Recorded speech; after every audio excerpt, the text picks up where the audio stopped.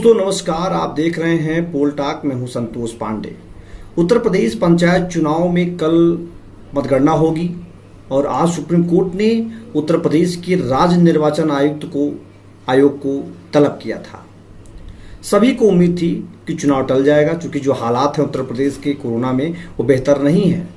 बड़ी संख्या में शिक्षकों के निधन की खबर और लगातार कोरोना के बढ़ते मामलों को लेकर के सभी ये चाहते थे कि चुनाव रुक जाए, नहीं रुका।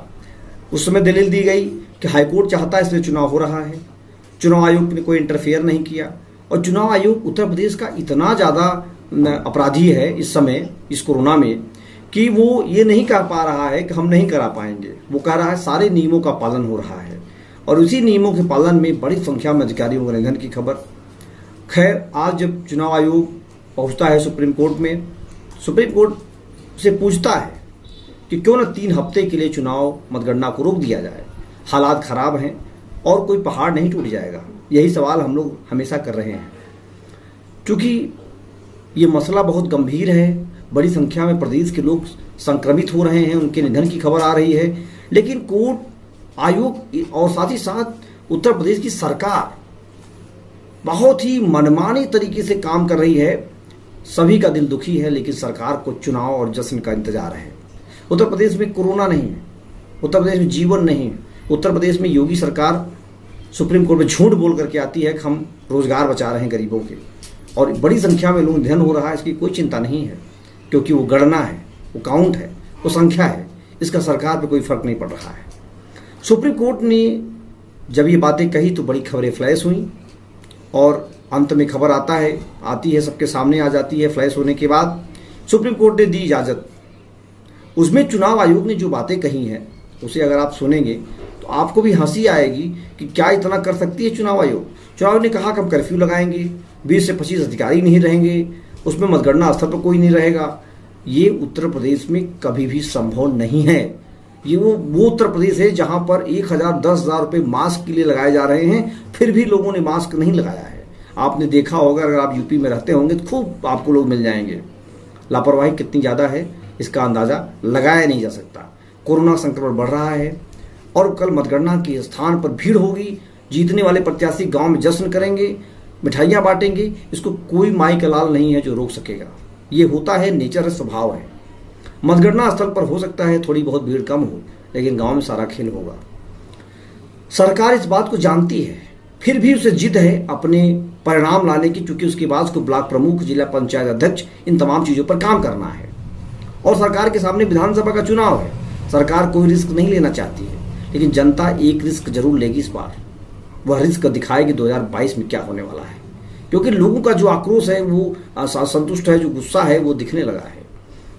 तो अब मैं बात करूंगा, 2-3 मुद्दों पर बात करूंगा, क्योंकि मई का महीना शुरू हो गया है। उत्तर प्रदेश का विधानसभा चुनाव भी मुझे कवर करना है, उत्तराखंड का भी कवर करना है, क्योंकि जो पोल टॉक का शुरू से आदत रही है, हम लोग विधानसभा चुनाव कवर करते आए हैं, लोकसभा करते आए हैं। हमारा ये मुद्दा जारी रहेगा 95 का। जो लोग पूछ रहे हैं कब चुनाव हो गया, रद्द हो गया, ये हो गया, क्योंकि 3 मई को सुनवाई है हाईकोर्ट में। हाईकोर्ट यूपी का बहुत अच्छा काम कर रहा है, लेकिन सुप्रीम कोर्ट के बारे में क्या कहा जाए, सभी जानते हैं, सब समझ रहे हैं क्या खेल हो रहा है। आप सुप्रीम कोर्ट को बहुत अच्छी तरह समझ रहे हैं, मुझे बताने की आवश्यकता नहीं है। 3 मई का मुझे इंतजार रहेगा। हो सकता है कोई बड़ी सुनवाई हो जाए। साथ ही साथ दिलीप राय की याचिका पर भी सुनवाई होनी है और प्रताप जी की भी याचिका लगनी है।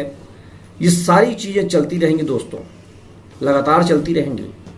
और मैंने इस अभियान को इसलिए चलाया क्योंकि आप लोगों का साथ मिलता रहा, आप लोग समर्थन देते रहे।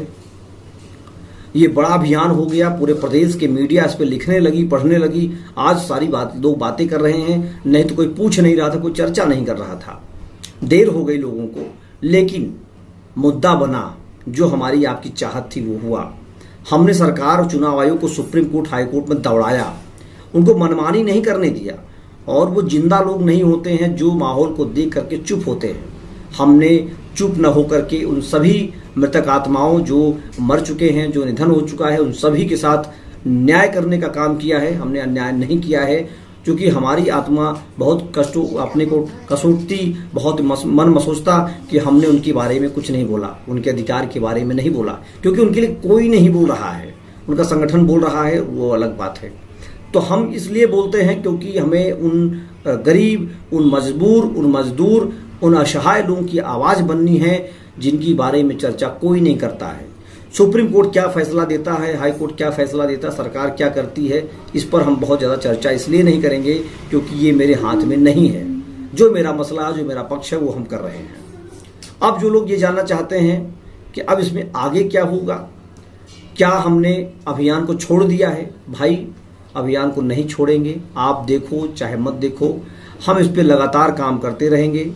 प्रताप जी याचिका लगाएंगे, याचिका पर सुनवाई होगी। दिलीप राय की याचिका का हमें इंतजार है। उसके पहले 3 मई को चुनाव आयोग को जो हाईकोर्ट ने तलब किया उसका भी इंतजार है। सारी चीज़ों पर हमारी नज़र बनी हुई है।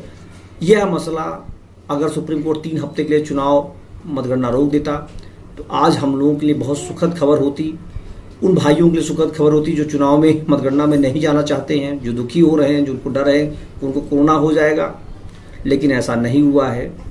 हम सभी उन भाइयों के जीवन की अच्छी कल्पना करते हैं, अच्छी शुभकामना देते हैं, उनको कुछ ना हो, ईश्वर करे। लेकिन सरकार की इस मनमानी का नतीजा सरकार को भुगतना पड़ेगा। सभी के मन में गुस्सा है, आक्रोश है। और यह भी है क्या कल शिक्षक संघ ने बहिष्कार की बात कही है, क्या वो देखने को मिलता है। तमाम सारी चीज़ों पर नज़र बनी हुई है। यूपी सरकार ने, सुप्रीम कोर्ट ने बड़ी बड़ी बातें कही डाली है, चुनाव आयोग ने भी बड़ी बड़ी जिम्मेदारियां निभा डाली है, सुप्रीम कोर्ट ने कुछ नियमों के तहत छोड़ दिया है। लेकिन सुप्रीम कोर्ट भी ने जो किया है वो बहुत अच्छा नहीं किया है। सुप्रीम कोर्ट को भी ये बात समझ में आना चाहिए कि जनता कितना सफ़र कर रही, परेशान हो रही है।